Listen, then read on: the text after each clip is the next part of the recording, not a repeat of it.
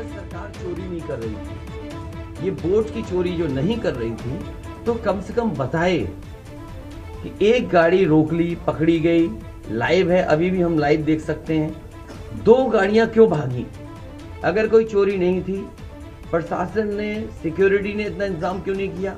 इतनी फोर्स है, अभी इलेक्शन की फोर्स गई नहीं है यूपी से, तो आखिरकार अधिकारी क्यों नहीं कर रहे थे? क्या वजह है कि बिना सिक्योरिटी, बिना इतने इंतजाम के ईवीएम्स जा रही हैं? और ईवीएम्स के बारे में ये मानना है कि किसी भी वेयर हाउस में रखी हो या किसी भी स्ट्रांग रूम में रखी हो, तो बिना प्रत्याशी के जानकारी के आप मूव नहीं कर सकते। अगर आपको ईवीएम्स को मूव करना है तो कम से कम जो प्रत्याशी चुनाव लड़ रहे हैं उनकी जानकारी में होना चाहिए। और सोचिए, मुख्यमंत्री आवास से प्रमुख सचिव, मुख्यमंत्री जगह जगह फोन कर रहे हो और डीएम्स को बता रहे हो।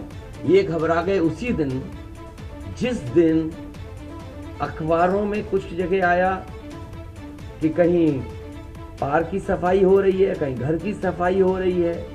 और आप में से वो लोग हैं जो जमीन पर घूमे, जो जमीन पर चुनाव चल रहा है, वो भारतीय जनता पार्टी के खिलाफ था, जनता के अंदर नाराजगी थी।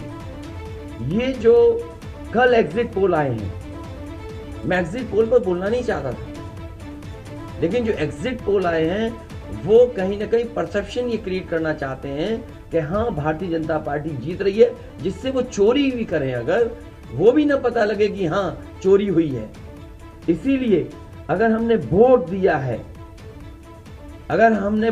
है, तो मैं अपने नौजवानों से, किसानों से और आम लोगों को कहूंगा कि उतनी हमारी जिम्मेदारी बनती है कि वोट को हम बचाएं। अगर वोट नहीं गिना जाएगा तो लोकतंत्र कहां जाएगा? और ये लोकतंत्र की आखिरी लड़ाई है। मैंने कई बार कहा कि उत्तर प्रदेश का चुनाव लोकतंत्र की आखिरी लड़ाई है। इसके बाद तो जनता को क्रांति करनी पड़ेगी, तभी बदलाव आएगा।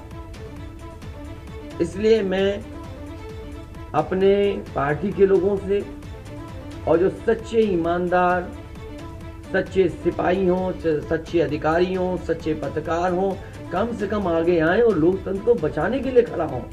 और मैं अपनी पार्टी के लोगों से कहूंगा कि जब तक काउंटिंग ना हो जाए तब तक कम से कम ये नजर रखें और लगातार निगरानी रखें कि कैसे वोट बचाया जा सकता है, कैसे जहां पर मशीनें रखी हैं कोई किसी का आना जाना ना हो।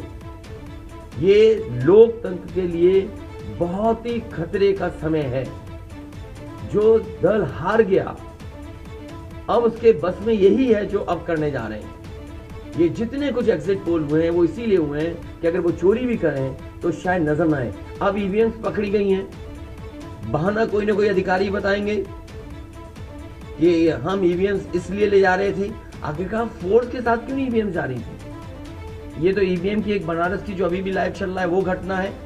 बरेली में एक स्ट्रॉन्ग रूम से बाहर नगर पालिका की कचड़े की गाड़ी में, जिसका नंबर UP 25 DT 9166 में 3 बक्से सील पकड़े गए। जो सील बक्से थे, एक बक्से में सादा बैलेट पेपर था तथा 2 बक्से में मोहरें, रजिस्टर तथा सील करने वाला सामान था। करीबन 500 बैलेट पेपर पकड़े गए। इसी तरह सोनभद्र का है कि सोनभद्र में भी बड़े पैमाने पे चीजें पकड़ी गई। वो भी लोग समझ में आ गया तो उन्होंने देखा, SDM को रोका। SDM घोरावल जनपद सोनभद्र में खाली मत पर अपनी गाड़ी से पॉलिटेक्निक कॉलेज ले जाते हुए पकड़े गए। क्या सफाई देगी सरकार? इसीलिए मैंने कहा, प्रमुख सचिव, मुख्यमंत्री, आप जानकारी कर लें। अगर आपके DMs कोई जानकार हैं, उन्होंने खुद बताया है कि वहां से, लखनऊ से फोन आ रहे हैं कि जहां पर भारतीय जनता पार्टी हार रही हो वहां पर काउंटिंग स्लो हो और रात तक काउंटिंग लेकर के जाए।